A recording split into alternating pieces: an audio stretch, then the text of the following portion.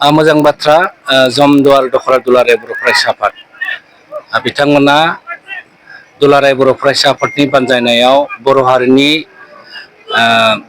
सिनायथि रैखाथि आरो थामोनथा जेब्ला जोङो आलादा बदलनि थाखाय जोङो जुजिदोंमोन बै समावनो जमदुवार ओनसोलनि सासे बर' हारिखौ मोजां मोनग्रा जसेफ बसुमतारी बिथाङा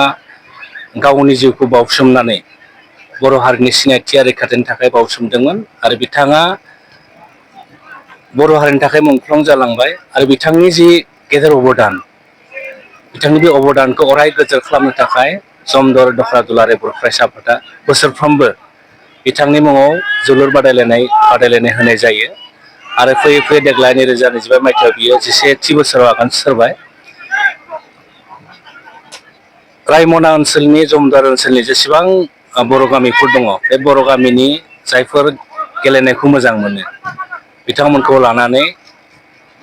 मुंख्लं जसेफ बसुमतारी जि जोलुर बादायलायनाय बिथांमोना बेखौ साननैनि हाबाफारिजों खुंदों आरो बेवहाय दिनै जोबथा बादायलायनाय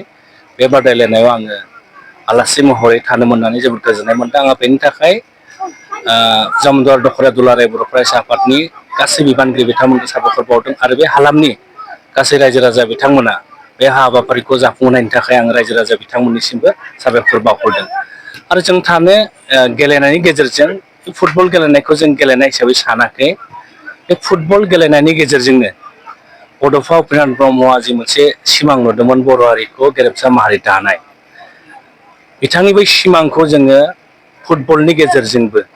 जोंनि उन्दै उन्दै गामि गफायाव थानाय जायफोर उन्दै उन्दै गथ'फोर दङ बिथांमोनखौ लानानै फुटबलनि गेजेरजोंनो बिथांमोननि केरियारखौ दाफुंनायजों लोगोसे बर' हारिखौ सिनायथि होनो हायो नामा बे सानखान्थिखौ लानानै दुलाराय बर' फरायसा आफादा 13 बोसोरसिमनि जोलुर बादायलायनाय जों बेखौ होनाय जादों। देग्लाय दुलाराय बर' फरायसा आफादा